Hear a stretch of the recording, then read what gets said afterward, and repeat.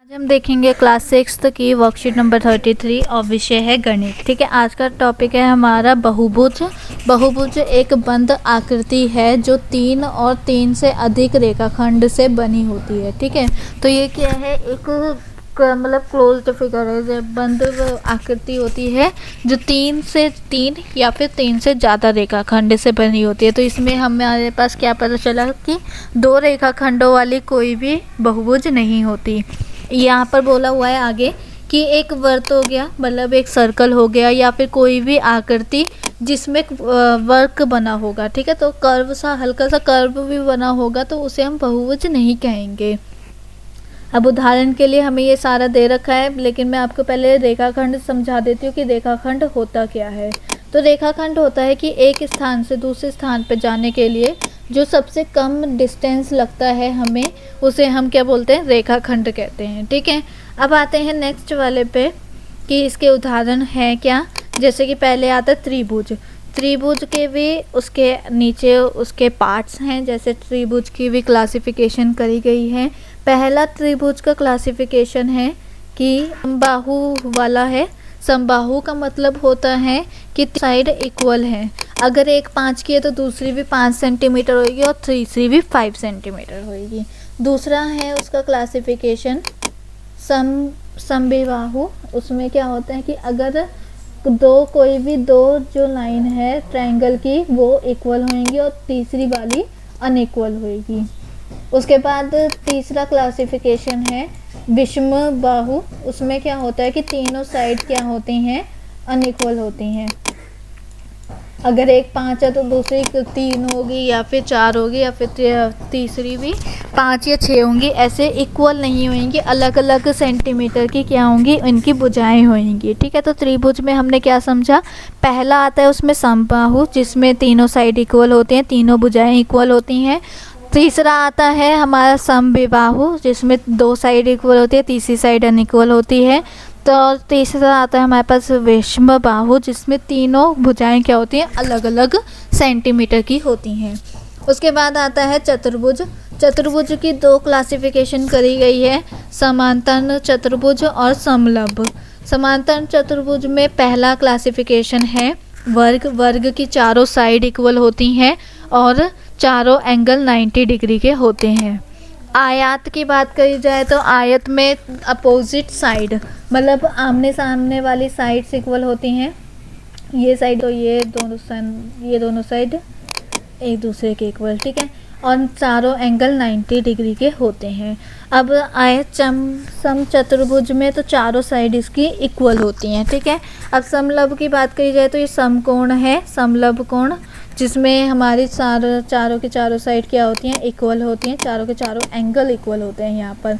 और यहाँ पर समद्विबाहु में बात करी जाए तो इसमें 2 साइड्स क्या होती हैं, एक दूसरे के पैरेलल होती हैं या फिर इक्वल होती हैं।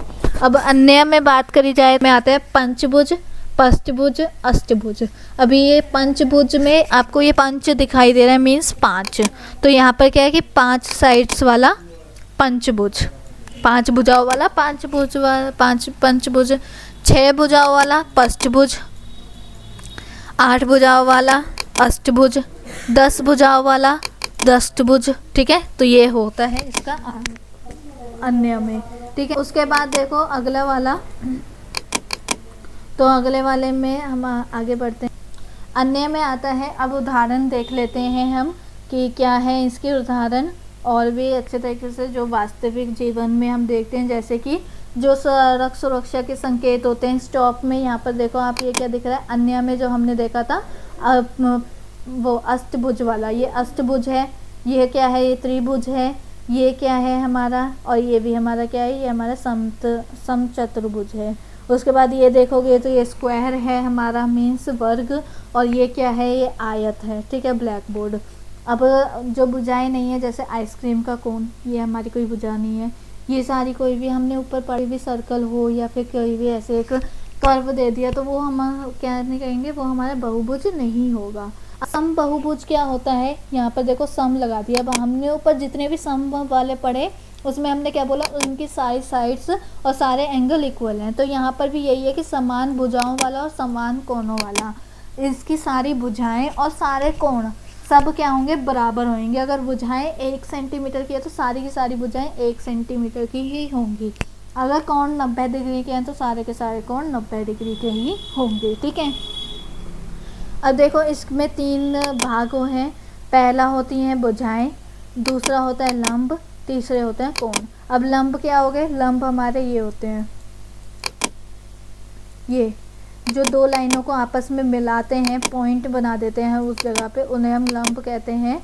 और कोण क्या होते हैं, अंतरिक्त कोण भी होते हैं और बाहरी कोण भी होते हैं। अंतरिक्त कोण जो फिगर के अंदर अंदर बने उन्हें अंतरिक्त कोण कहते हैं, और जो फिगर के बाहर बने कोण उन्हें हम क्या बोलते हैं, बाहरी कोण, ठीक है।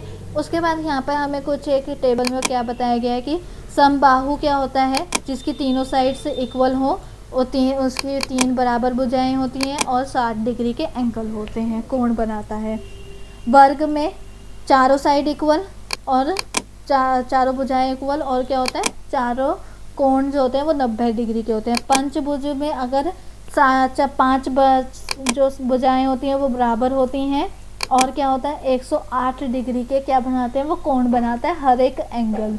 अष्टभुज में देखा जाए तो 6 भुजाएं बनती हैं, बराबर होती हैं, और 120 डिग्री के क्या बनते हैं, एंगल बनते हैं, ठीक है। अगर हमें सम क्या बोला जाए, सम बहुभुज बनाने के लिए बोला जाए।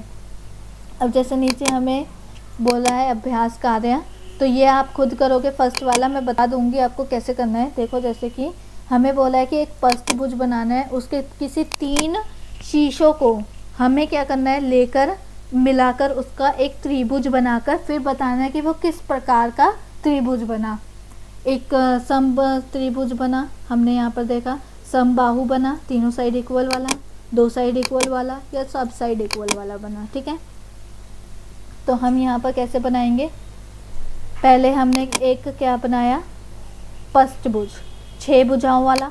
तो 1 2 3 4 5 6 भुजाओं वाला हो गया ये मेरा। अब मैं इसको नाम दे दूंगी A B C D E F, ठीक है। तो मैंने नाम किसे दिए, इन वाले पॉइंट्स को, जो 2 लाइन सेगमेंट को, 2 रेखाखंडों को मिला रही हैं, उन्हें हम क्या बोलते हैं, उन्हें हम नाम देते हैं, ठीक है। उसके बाद देखो हमें इन्हीं 3 शीशों को, किसी भी 3 शीशों को मिलाकर हमें क्या करना है, एक त्रिभुज बनाना है। तो मैंने ये मिला दिए, इसको इससे मिला दिया, इसको इससे मिला दिया, और इसे इससे मिला दिया, त्रिभुज बन गया ना, ठीक है। ये त्रिभुज मेरा बन गया। उसके बाद अब मेरे को ये बताना है कि ये त्रिभुज कौन से प्रकार का बना। तो आपका ये काम है कि आपने फाइंड आउट करना है वो कैसे। अब मैंने तो ये कैसे भी बना दिया है ना, ये आप कैसे बनाओगे, आपने ये जो है, जो सारी लाइंस हैं A B B C C D E F G F A, इन्हें आप 5 सेंटीमीटर का बनाओगे। सारी लाइनें 5 सेंटीमीटर की होनी चाहिए। और फिर उसके बाद आप स्केल से इन्हें जॉइन करके ये ट्रायंगल बनाकर फिर मेज़र करोगे कि ये किस सेंटीमीटर का बना है। सेंटीमीटर साइड में लिखकर फिर आप देखोगे कि अगर दोनों साइड इक्वल हैं, दो साइड आपकी एक बराबर बनी और तीसरी साइड अनिक्वल हुई, तो आइसोसेलेस, जैसा कि मेरे को यहाँ पर दिख रहा है रफली, तो ये आइसोसेलेस होएगा, मीन्स सेकंड वाला होगा। और पर आप देख लेना बनाकर और मेज़र करके देख लेना। पहले आपने सारी बाहरी वाली जो येलो कलर की हैं वो आपने 5 सेंटीमीटर बनानी है। रेड वाली को आपने सिंपल जॉइन करके फिर मेज़र करना है और साइड में लिखना है, लाइन के साइड में, कि ये इतने सेंटीमीटर की है, ये इतने की है, और थर्ड वाली इतने की है। उसके बाद फिर आपने क्या करना है, अपना एनालिसिस करना है अपने आप, ताकि आपको पता चले कि आपको ये वर्कशीट समझ में आई या नहीं आई। और कमेंट में मेरे को बताओगे कि ये ट्रायंगल कौन से उसका बना है, किस प्रकार का बना है। इक्वलेटरल बना है, तीनों साइड इक्वल हैं, 2 साइड इक्वल हैं, या फिर तीनों साइड अलग है, ठीक है। यहाँ पर बोला है सेकंड क्वेश्चन में निम्नलिखित आकृतियों में बहुभुज को गोला करें। तो आपको तो यहाँ पर दिख रहा होगा ये कोई भुजा नहीं है। हमने देखा कि कोई भी कर्व भुजा नहीं हो सकता, कोई भी सर्कल भुजा नहीं हो सकती। रेखाखंड होना ज़रूरी है। यहाँ पर रेखाखंड नहीं है, ये यहाँ पर कोने में पता नहीं इन्होंने क्या कर दिया, पर ये रेखाखंड नहीं है। यहाँ पर भी ठीक है, ये भी कोई हमारी एक वो नहीं है, रेखाखंड से बनी हुई नहीं है।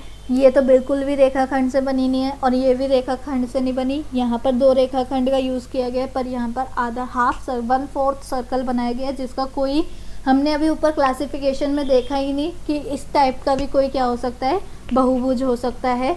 बट ये हमारा रेखाखंड है, ठीक है, रेखाखंड से बना हुआ है और बंद आकृति है, तो ये हमारी क्या होगी, ये हमारी बहुभुज होगी। ठीक है, तो इसमें से बस एक ही हमारी बहुभुज है जिसे मैंने गोला कर दिया या फिर एक बॉक्स में बंद कर दिया। ठीक है, और इसी के साथ हमारी वर्कशीट भी कंप्लीट होती है। आई होप आपको वीडियो अच्छी लगी हो। अगर अच्छी लगी है तो प्लीज़ लाइक कीजिए, चैनल पे नए हो तो सब्सक्राइब करना बिल्कुल ना भूलें, और कमेंट में रिव्यू ज़रूर दें।